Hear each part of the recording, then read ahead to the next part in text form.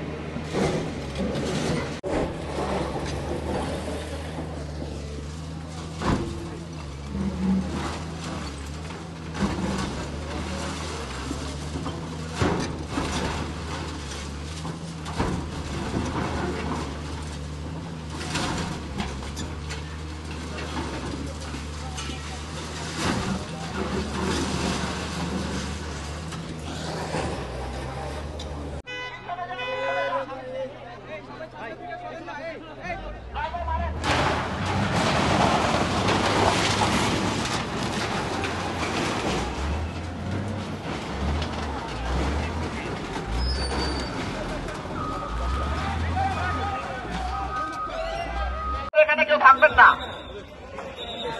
City corporation প্রশাসনের লোক ছাড়া আপনারা এখানে কেউ থাকবেন না। আপনারা যা যা নিজ নিজ কাজে চলে যান। চাপেন না, আমরা কি যাদের কাজ নয় সরে যান, যাদের কাজ নয় দয়া করে সরে যান। আপনারা নিচে উপরে এই যে ভাই, আমার মাইকের আজকে আপনাদের কানে যায় না, যার নামে ভাই আপনি একটু সরে যেতে ভালো হতো। গাড়ি বড় গাড়ি তখন